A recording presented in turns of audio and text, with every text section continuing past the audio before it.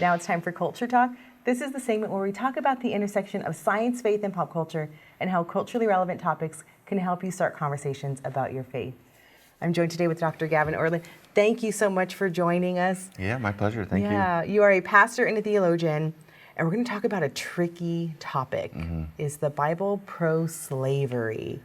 And it's something that I think people struggle with because they're familiar with verses in Ephesians, Colossians, where they talk about servants, bondservants, obeying their masters. How are we to understand those words? Yeah, this is definitely a tough topic. Yeah. And I think it's helpful just to start with sympathy with people and kind of acknowledge, like I like to acknowledge, I've struggled with this topic. And that can legitimize the question because it's true, I have. It's a really tough topic.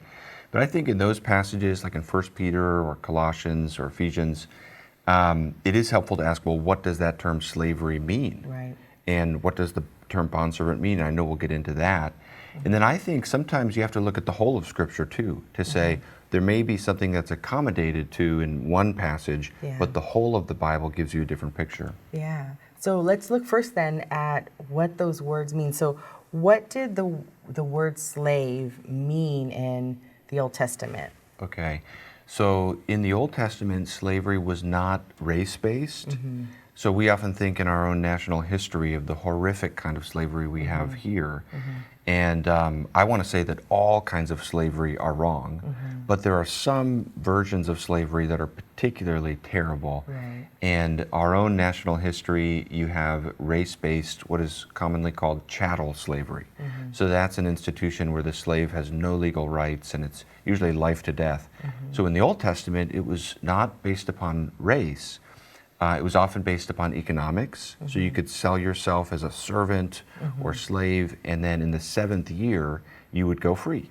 And you wouldn't go away empty-handed. In Deuteronomy 15, it says, when you're sending off your slave, don't send them away empty-handed. And lots of these laws in the Old Testament are about protecting the slave. So we still need to address the issue here, but that helps us understand kind of what we're talking about. Right. Well, and since you're mentioning verses in the Bible where it talks specifically about how to treat servants, it isn't necessarily condemned. So how are we to understand in today's day as Christians that we don't see that slavery or being servants, that is condemned in the Bible? How do we understand that? Yeah, and this is where it gets really tough.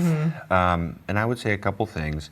One is that in Genesis 1, you have all human beings being made in God's image, male and female, equally made in God's image. And that's a great starting point because everything after that, we're looking at a fallen world. Right. And so there are things that come along, and slavery is not the only one. You have polygamy, you have divorce. There are passages that allow for these things or tolerate these institutions. But I think if you go back to the beginning, before sin enters the world, you get a clearer picture of what is God's ideal. Right. So that's a great starting point. And then I like to go all the way to the gospel and say, what's the biggest picture we can get on the whole of Scripture and kind of the trajectory of what God is doing throughout redemptive history?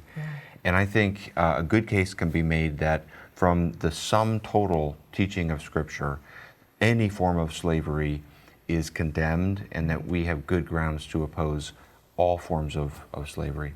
So now we have this understanding of what servant meant in Old Testament, and that was something that was in existence. But shouldn't we expect God to come onto the scene and really challenge that? Like, why don't we see that?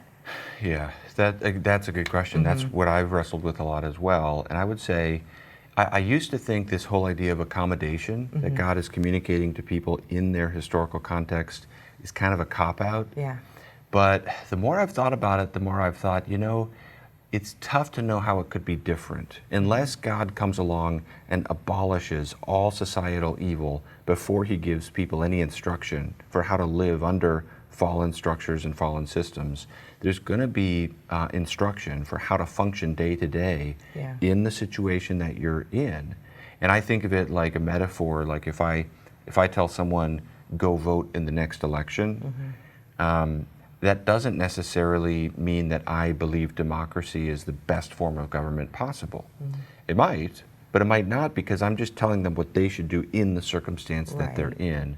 Now that's part of the answer, but I would want to say too, looking at the whole of Scripture, you have things like the book of Philemon, where, and I'm surprised this book doesn't come into the discussion more, because it's written to a slave owner. And the whole occasion for that epistle is his slave, Onesimus, has run away and he's become a Christian and he's with Paul. And Paul sends Onesimus back and he says, don't receive him as a slave, but receive him as a brother. And then he says, if he has any debts, charge them to my account and receive him as you would receive me. And so there's a transformation from the master-slave relationship to this brother-brother relationship. Right. And I would see that as one example of when the gospel comes along. I do think it abolishes the prejudices and the relationships and the assumptions that make slavery possible. Yeah. So that'd be one example where I would say, at the very least, this issue is a lot more complicated than simply quoting the difficult verses and considering it settled. Right. Thank you for that. And you know, I think we need to acknowledge this is such a tricky topic, so we can't address everything in the Right. time that we have allotted here. But if you had to give one takeaway, how would you encourage people to step into a conversation like this, especially from a skeptical perspective? How can we talk with skeptics when they say that the Bible is pro-slavery? What's a gentle approach that we can take in that conversation?